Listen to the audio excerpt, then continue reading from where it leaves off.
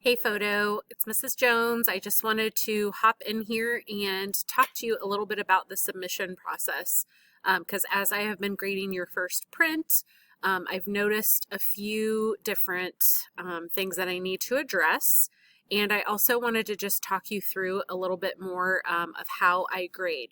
So you will see on the screen here for our first print, our practice print, I even bolded and highlighted these instructions to hopefully grab your attention. One of the very first steps that you guys are going to need to do is to take a picture of your completed work. And that may seem redundant to you to take a picture of a picture, but honestly, it is to protect you from having to reshoot or reprint your project. A lot of students are super excited to take their first prints home and show parents or siblings, and they don't always come back in one piece, okay? We've had dogs get a hold of things and chew off corners, or younger siblings rip things, or many, many different scenarios over the years that I have been teaching this. So take a picture of your picture. And the other reason I use that is for when I actually go through the submission drawer. If for some reason I can't find your image, it tells me what I'm looking for. So if I can pull up your submission on Canvas, I can see that picture and say, oh, okay, that's so-and-so's print. I know what I'm looking for. So please make sure that you're doing that. And this is what it will look like. I'm going to pull up an example here on my screen. This is the correct submission, and you'll see just this little snip. Typically, when we have any sort of project that we're doing, there are going to be some sort of self-evaluation or self-reflection questions that you are to respond to. And then you can see in this image right here, I can see the picture, the example of what I'm looking for. It doesn't have to be like a perfect shot. I would appreciate the picture outside of the plastic sleeve so that there's not a big glare, okay? But you can see on the right-hand side the rubric. This is another area I wanted to point out to you here on the bottom right-hand corner where it says assignment comments.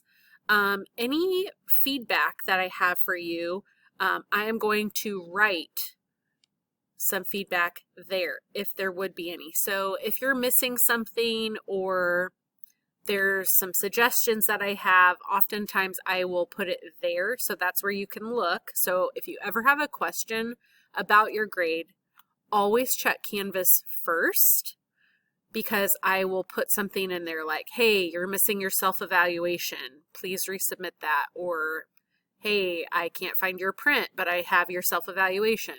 Whatever, those would be some examples. So please make sure that you are completing this process. I'm going to show you another example here. This was one that I graded today, and you'll notice they answered the questions. Had some great responses.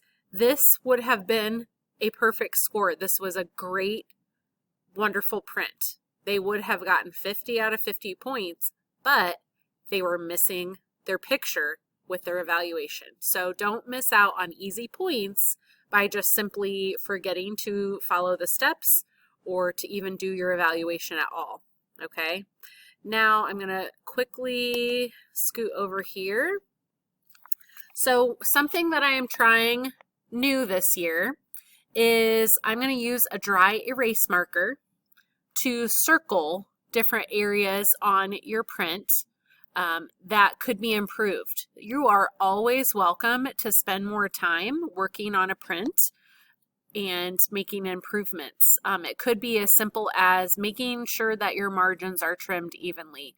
But you can see, hopefully, on this one, the edge of their negative was showing, and they've got a couple of dust spots that I've circled, okay?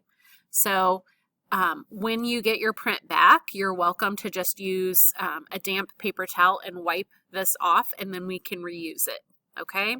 So hopefully that is helpful and will help you understand the expectation of how I am going to grade.